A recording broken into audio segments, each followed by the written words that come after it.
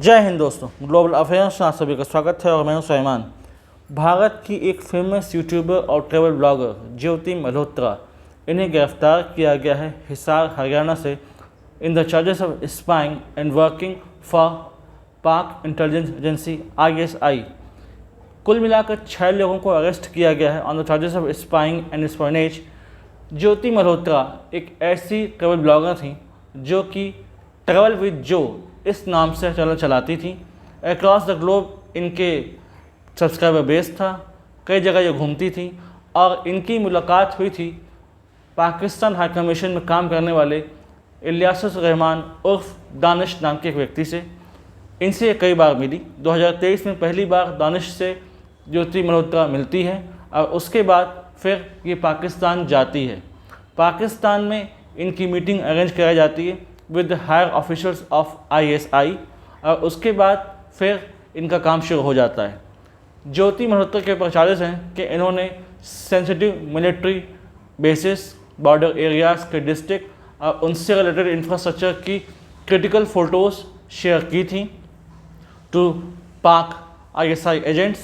इनका हैंडलर दानिश ये सारी अरेंजमेंट कराता था और इनको इसके बदले मॉनेटरी कंपनसेशन और ट्रैवल पर्क्स मिलते थे और ये एक लाइविश लाइफ जीती थी। ये तकरीबन 2 साल से इस काम में लगी हुई थी, 2 साल से इनका संपर्क था और अभी इस मैसिव क्रैकडाउन में इन्हें अरेस्ट किया गया है। दानिश की बात करें तो इस व्यक्ति को पर्सोना नॉन ग्राटा डिक्लेयर किया गया था by the government of India, यानी कि ये व्यक्ति भारत में अब नहीं रह सकता था। इसे पाकिस्तान हाई कमीशन में काम करता था, भारत छोड़ना पड़ा।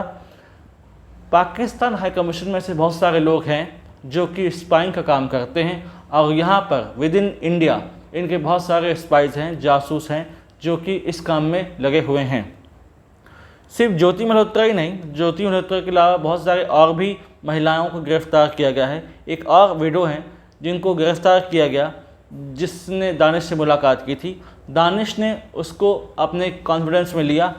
वो विडो थी तो उसको ये प्रॉमिस किया कि आपसे मैं शादी करूँगा और एक प्रकार से रिलेशनशिप बनाया। उनको वीडियोस भेजे, रोमांटिक मैसेजेस भेजे ताकि उसको पूरी तरीके से अपने इंटरेस्ट में ले सके और फिर उनका यूज़ किया गया कि सेंसिटिव जो डेटास हैं, जो मिलिट्री बेसेस हैं, जो बॉर्डर डिस्ट्रिक्ट्स हैं, यहाँ पर ये जाएँ, यहाँ की जो वीडियो फुटेजेस हैं, पिक्चर्स हैं, ये सब सेंड करें। ये लोग इंस्टाग्राम, टेलीग्राम जैसे सोशल मीडिया के थ्रू अटैच रहते थे और ख़ासकर इस्तेमाल होता था टेलीग्राम का। व्हाट्सएप का काम इस्तेमाल होता था। ये लोगों को कहा जाता कि ये लोग टेलीग्राम ज़्यादा यूज़ करें क्योंकि टेलीग्राम में इतना आसान नहीं होता डेटा निकालना एजेंसीज़ के लिए, इसलिए टेलीग्राम को ज़्यादा प्रेफरेबल माना जाता था। टेलीग्राम के थ्रू ये सारे डेटा शेयर कर देते थे पाकिस्तान में। पोस्ट ऑपरेशन सिंदूर मैसिव क्रैकडाउन चलाया जा रहा है ताकि हम उन देशद्रोहियों को पकड़ सकें और उन्हें सज़ा दिला सकें जिसके वो हकदार हैं, जिसके वो लायक हैं। मैसिव लेवल पर ये सब किया जा रहा है ताकि फ्रॉम विद इन जो घुन की तरह हमारे राष्ट्र को खाने की कोशिश कर रहे हैं हम उन्हें पकड़ सकें, जिस वीक को लिंक कर सकें। काम इनका ये होता था कि पाकिस्तान जाएं, वहाँ वीडियो पिक्चर्स बनाएं और एक सॉफ्ट नेगेटिव तैयार करें विद रिगार्ड टू पाकिस्तान के पाकिस्तान बहुत शांत राष्ट्र है, वहाँ के लोग बहुत अच्छे हैं। तो प्रो पाकिस्तान नेगेटिव तैयार करना ऑन सोशल मीडिया और इसको वाइडली स्प्रेड करना। भारतीय न्याय संहिता BNS की धारा 152 के तहत और ऑफिशियल सीक्रेट्स एक्ट के सेक्शन 2, 3, 4 और 5 के अंतर्गत इन सभी को गिरफ्तार किया गया है on the charges of espionage, spying और सबसे बड़ी बात कि देश से द्रोह करना, राष्ट्रद्रोह करना। इससे पहले कई बार BSF के पर्सनल्स, बॉर्डर डिस्ट्रिक्ट में काम करने वाले बहुत से सामान्य लोगों के बारे में पता चला है कि उनके लिंक्स रहे हैं विद ISI। इनको फाइनेंशियल एल्योरमेंट और दूसरे हनी ट्रैप के जाल में फंसाया जाता है और फिर इस्तेमाल किया जाता है for the vested interest of Pakistan and ISI।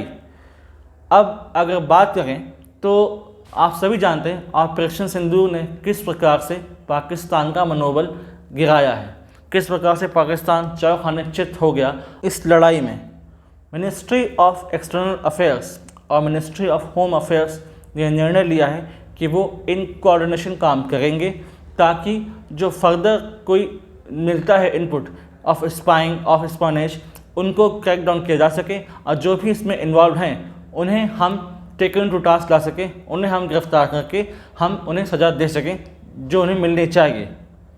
Post operation सिंदूर ये निर्णय लिया गया है by the government of India कि गवर्नमेंट ऑफ इंडिया एक टीम बनाएगी जिसमें बहुत सारे पार्लियामेंटेरियंस होंगे फ्रॉम डाइवर्स पॉलिटिकल पार्टीज़।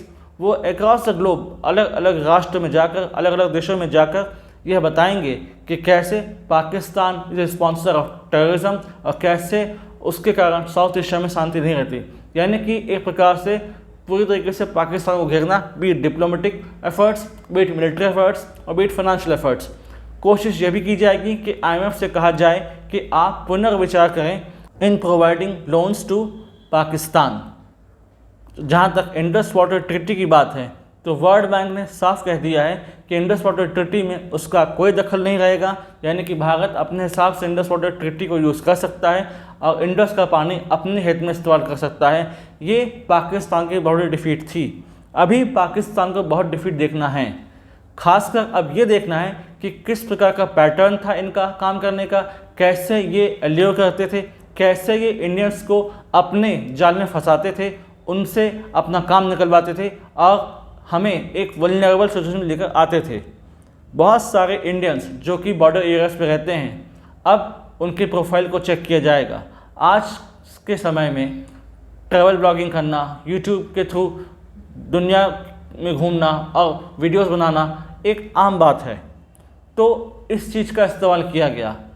उन्हें पता था कि ट्रैवल ब्लॉगिंग कर रहे हैं तो ये बिल्कुल भी एजेंसीज़ के रडार में नहीं आएंगे और आसानी से पाकिस्तानी ISI एजेंट्स, उनके ऑफिशियल्स अपना काम निकलवा सकते हैं। लेकिन अब एक व्यक्ति के पकड़े जाने के बाद से ये समझ में आ गया है कि स्पाइनेज के हर एस्पेक्ट को ध्यान से देखना होगा। ये नए ट्रेंड्स हैं, ये नए तरीके हैं इंटेलिजेंस एजेंसीज़ के इंटेल ऑपरेशन को कंडक्ट कराने के। आज का समय इंटरनेट का है, सोशल मीडिया का है, इसके थ्रू वो अपना काम बहुत आसानी से करवाते हैं। चुनाव भी ऐसे लोगों को जाता है जो वल्नरेबल हैं, जो कि आसानी से मोल्ड हो सकते हैं, जिनसे आप आसानी से अपना काम निकलवा सकते हैं। And women and girls they are most vulnerable in this regard. इसलिए इन्हें financial allurement through honey trap, through romantic messaging, through romantic relationship, इन सब का झांसा देकर, इन सब के थ्रू फंसा कर अपना काम निकाला जाता है। अब होगा ये कि एजेंसीज और पुलिस जिन्होंने अरेस्ट किया है इन सभी को, अब इनसे होगा उनका इंट्रोगेशन, इन्फॉर्मेशन निकाली जाएगी कि किस किस से मिली पाकिस्तान में, इसके पास क्या इन्फॉर्मेशन है, जो डेटा हैं इसके मोबाइल फ़ोन में और लैपटॉप में उसे खंगाला जाएगा और फिर सब कड़ियों को जोड़ा जाएगा। ये कहा गया है कि ज्योति मल्होत्रा जिन बॉर्डर डिस्ट्रिक्ट्स में गई हैं वहाँ पर आप सर्विलांस बढ़ाइए, वहाँ पर आप विजिलेंस बढ़ाइए।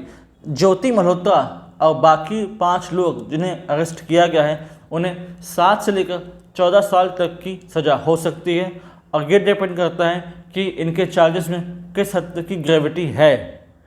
अब हमें ध्यान देना होगा सोशल मीडिया पर कि कैसे एक्टिविटीज़ हो रही हैं, कि कैसे कोई इंडियंस किसी पाकिस्तानी कॉन्टेक्ट में आ रहा है क्या, कैसे उनके कम्युनिकेशन पैटर्न्स हैं, कि कहीं कोई इंडियन का इस्तेमाल करके हमारी क्रिटिकल इन्फॉर्मेशन को जुटाया तो नहीं जा रहा है, या फिर थर्ड कंट्रीज़ में आकर कोई इन्फॉर्मेशन तो कलेक्ट नहीं की जा रही है।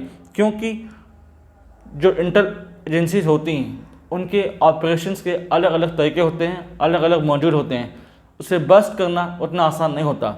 इसलिए इसमें raw, police, ministry of external affairs, ministry of home affairs और दूसरे बहुत सारे एजेंसीज की सहायता लगेगी, ताकि ये जो मॉड्यूल है, ये स्पॉनेज का मॉड्यूल है, स्पाइंग का मॉड्यूल है, उसे पूरी तरीके से हम भारत में ख़त्म कर सकें, ताकि हमारे सुरक्षा प्रतिष्ठान, रक्षा प्रतिष्ठान, बॉर्डर एरियाज़ में पड़ने वाले जितने भी हमारे बेसेस हैं वो सुरक्षित रहें और दुश्मन की उस पर नज़र ना हो। हाल ही में हमने ऑपरेशन सिंदूर को पॉज किया है, ये कंक्लूड नहीं हुआ है। Operation Sindoor is still on. तो अब ऑपरेशन सिंदूर के अंतर्गत इसे और ज़्यादा इंटेंसिफाई किया जाएगा, ताकि फर्दर टेरर नेटवर्क जो बच गया है पाकिस्तान में उसे पूर्णतः हम खत्म कर सकें। और ध्यान देना होगा इनके पास्ट के बारे में कि कैसे इनका पास्ट रिकॉर्ड था, इनका पास्ट मूवमेंट कि कहीं पहले भी तो इनका कोई मूवमेंट नहीं था with regard to Pakistan, with regard to Pakistani ISI agency. अभी इस केस से बहुत सारे डेवलपमेंट सामने आएंगे, बहुत सारे एस्पेक्ट सामने आएंगे जिसमें और ज़्यादा क्लैरिटी हमें पता चलेगी, और जब वो सामने आएंगे तब मैं आप लोगों के लिए एक सेपरेट वीडियो बनाऊंगा। Do like, share, subscribe the channel and widely spread this video for the knowledge of people.